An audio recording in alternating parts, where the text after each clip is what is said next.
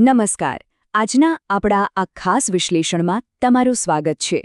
આજે આપણે ગુજરાતના શિક્ષણ જગત માટે એક ખરેખર બહુ જ સકારાત્મક અને રાહત આપનારા સમાચાર પર વાત કરવાના છીએ. રાજ્ય સરકાર દ્વારા એચટીએટી મુખ્ય શિક્ષકો માટે સત્રાંતે નિવૃત્તિ લાભ અંગે એક નવો જીઆર એટલે કે ગવર્મેન્ટ રેઝોલ્યુશન બહાર પાડવામાં આવ્યો છે. આપણે સૌ જાણીએ છીએ કે નિવૃત્તિને લઈને લાંબા સમયથી કેટલાય પ્રશ્નો અને ગૂંચવણો ચાલતી હતી ખરું ને? બસ આ નવો જીઆર એ તમામ પ્રશ્નોના અંતિમ જવાબો લઈને આવ્યો છે. તો ચાલો આજે આ નવા રિઝોલ્યુશનને એકદમ સરળ ભાષામાં ડીકોડ કરીએ. તો ચલો ફટાફટ જોઈ લઈએ કે આજે આપણે કયા કયા મુદ્દાઓ કવર કરવાના છે. 1. આ સત્રાંતે નિવૃત્તિ લાભ ખરેખર છે શું? 2. આ નવા જીઆરથી શું ઉકેલ આવ્યો? 3. આ લાભ કોને અને ક્યારે મળશે? 4.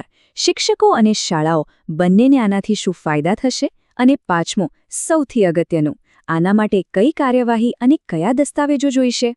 તો શરૂઆત કરીએ આપણા પહેલા અને સૌથી પાયાના મુદ્દાથી. સત્રાંતે નિવૃત્તિ લાભ શું છે?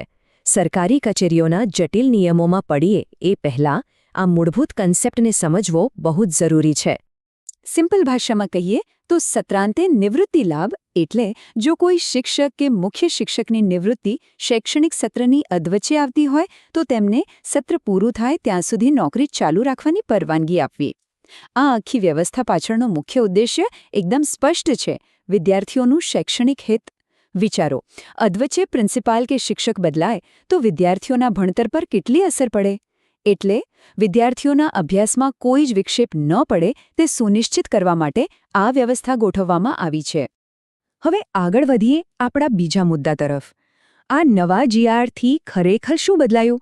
આ નવા નિયમનું મહત્વ ત્યારે જ સમજાય જ્યારે આપણને ખબર હોય કે અગાઉ એચટીએટી મુખ્ય શિક્ષકોએ કેટલી અનિશ્ચિતતાઓ અને મુશ્કેલીઓનો સામનો કરવો પડ્યો છે. પહેલાં શું થતું હતું? પગારના પ્રશ્નો, સેવાની ગણતરી કેવી રીતે થશે એનું ટેન્શન, અને નિવૃત્તિની તારીખ અંગે એટલું બધું કન્ફ્યુઝન રહેતું કે જેના લીધે પેન્શન પ્રક્રિયામાં બહુ વિલંબ થતો હતો. આ બધું માનસિક રીતે કેટલું થકવી દેનારું હોય છે એ તો આપણે સમજી જ શકીએ છીએ. પણ હવે આ નવો જીઆર એકદમ ક્લિયર પિક્ચર આપે છે. હવે આ વધારાના સમયગાળાને સતત સેવા તરીકે ગણવામાં આવશે. માર્ગદર્શિકાઓ એકદમ સ્પષ્ટ છે અને આખી ટાઈમલાઈન ફિક્સ થઈ ગઈ છે.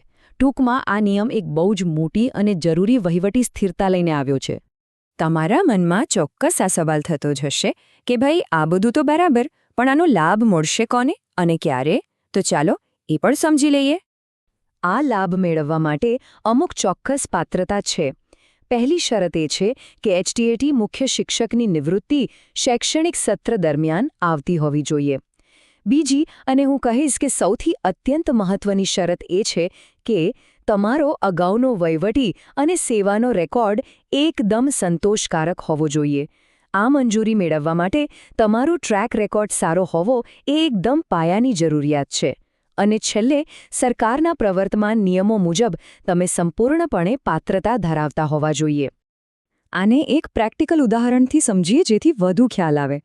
ધારો કે કોઈ મુખ્ય શિક્ષકની નિવૃત્તિ તારીખ જાન્યુઆરી અથવા ફેબ્રુઆરી મહિનામાં આવે છે, એટલે કે બરાબર સત્રની વચ્ચે. તો હવે નવા નિયમ મુજબ શું થશે? તેમની સેવા કોઈ પણ બ્રેક વિના સીધી ચાલુ રહેશે અને તેમને મે મહિના સુધી, એટલે કે જ્યાં સુધી શૈક્ષણિક સત્ર પૂરું ન થાય ત્યાં સુધી ફરજ બજાવવાની મંજૂરી મળશે. આનાથી આગામી પરીક્ષાઓ અને રિઝલ્ટના સમયે શાળાને એક બહુ જ મજબૂત સ્થિરતા મળી રહે છે. હવે વાત કરીએ ફાયદાઓની. તમને જાણીને આનંદ થશે કે આ નિર્ણય માત્ર કોઈ એક પક્ષ પૂરતો સીમિત નથી. આનાથી શિક્ષકો અને શાળાઓ એમ બંનેને મોટો ફાયદો છે. આને આપણે એક ડબલ બેનિફિટ યાની કે બેવડી જીત કહી શકીએ. શિક્ષકોની વાત કરીએ તો તેમને થોડા વધારાના મહિનાઓનો સીધો આર્થિક લાભ એટલે કે પગાર તો મળે જ છે, પણ સૌથી અગત્યની વાત એ છે કે આ સમયગાળાને સળંગ સેવા તરીકે ગણવામાં આવે છે. આની સીધી અને હકારાત્મક અસર પેન્શનની ગણતરી પર પડે છે અને એટલે જ એનાથી મોટી માનસિક શાંતિ મળે છે. બીજી બાજુ શાળાઓનું ટેન્શન પણ ઓછું થયું છે. શાળામાં અધવચ્ચે મુખ્ય શિક્ષકની જગ્યા ખાલી નથી પડતી. નવી નિમણૂક થાય ત્યાં સુધી કોઈ વહીવટી માળખું ખોરવાતું નથી, જેનાથી છેવાડે તો વિદ્યાર્થીઓનું જ ભલું થાય છે. અને હા, એ વાત પણ નોંધવી જોઈએ કે વિવિધ શિક્ષક સંગઠનોએ આ નિર્ણયને ખૂબ જ ખુલ્લા દિલે આવકાર્યો છે. લાંબા સમયથી એચટીએસસીટી મુખ્ય શિક્ષકો આ સ્પષ્ટતાની રાહ જોઈ રહ્યા હતા. આખરે આ નિર્ણયથી એ જૂની અનિશ્ચિતતાનો અંત આવ્યો છે અને અત્યારે શિક્ષણ જગતમાં એક જબરદસ્ત ખુશીનો માહોલ છે. ઠીક છે, હવે આવીએ આપણા આજના સૌથી અગત્યના અને એક્શન લેવા જેવા મુદ્દા પર: વહીવટી કાર્યવાહી અને દસ્તાવેજો. આ લાભ ખરેખર મેળવવો કઈ રીતે? ચાલો એના ચોક્કસ સ્ટેપ્સ જોઈ લઈએ. અહીં એક સાલ ખાસ નોંધી લેજો. 2026 જે એચટીએટી મુખ્ય શિક્ષકો 2026માં નિવૃત્ત થવા જઈ રહ્યા છે અથવા જેમના પેન્શનની પ્રક્રિયા બસ હવે શરૂ જ થવાની છે, તેમના માટે આ માહિતી સૌથી વધુ કામની છે. તમારે અત્યારથી જ એલર્ટ થવાની અને સંબંધિત કચેરીઓમાંથી સમયસર વિગતો મેળવી લેવાની ખાસ જરૂર છે. વહીવટી પ્રક્રિયાના મુખ્ય 4 સ્ટેપ્સ છે. પહેલું, તમામ જરૂરી દસ્તાવેજો ભેગા કરવા. બીજું, શાળામાં તમારી નિયમિત હાજરી અને ફરજ ચાલુ રાખવી, કારણ કે આ લાભ લેવા માટે તમારી નિયમિત કામગીરી ફરજિયાત છે. ત્રીજું, જિલ્લા શિક્ષણતંત્ર તમારા કેસની સમીક્ષા કરશે. અને ચોથું, સત્તાવાર વહીવટી મંજૂરી મેળવવી. અહીં એક વાત ખાસ મગજમાં રાખજો: આ લાભ કોઈ ઓટોમેટિક વસ્તુ નથી. આના માટે સંબંધિત સ્થાનિક કચેરીની સત્તાવાર મંજૂરી મેળવવી જ પડશે.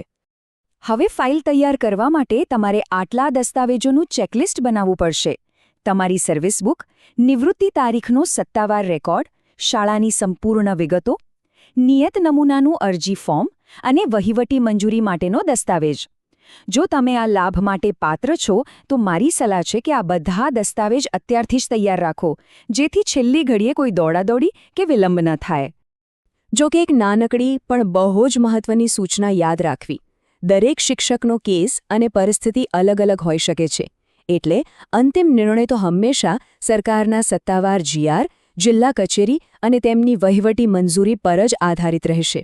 માટે કોઈપણ ફાઇનલ નિર્ણય લેતા પહેલા સરકારના ઓફિશિયલ પરિપત્રને ધ્યાનથી વાંચી લેવો અને તમારી સંબંધિત કચેરીનો રૂબરૂ સંપર્ક કરવો સૌથી વધુ હિતાવહ છે. તો આજના આ સેશનના અંતે એક બહુ જ રસપ્રદ વિચાર મનમાં આવે છે: શું આ નવી સ્પષ્ટતા ભવિષ્યમાં શિક્ષણ ક્ષેત્રની અન્ય વહીવટી ભૂમિકાઓ માટે પણ કોઈ નવો દાખલો બેસાડશે? એચટીએટી મુખ્ય શિક્ષકો માટે લેવાયેલો આ સકારાત્મક નિર્ણય આવનારા સમયમાં શિક્ષણના વહીવટી માળખામાં કેવા નવા અને પોઝિટિવ ફેરફારો લાવી શકે છે, એ જોવું ખરેખર રોમાંચક રહેશે. આજના આપણા વિશ્લેષણમાં જોડાવા બદલ તમારો ખૂબ ખૂબ આભાર. આશા છે કે આ માહિતી તમને ચોક્કસ ઉપયોગી થશે. વધુ અપડેટ્સ માટે હંમેશા સત્તાવાર કચેરીના સંપર્કમાં રહેજો.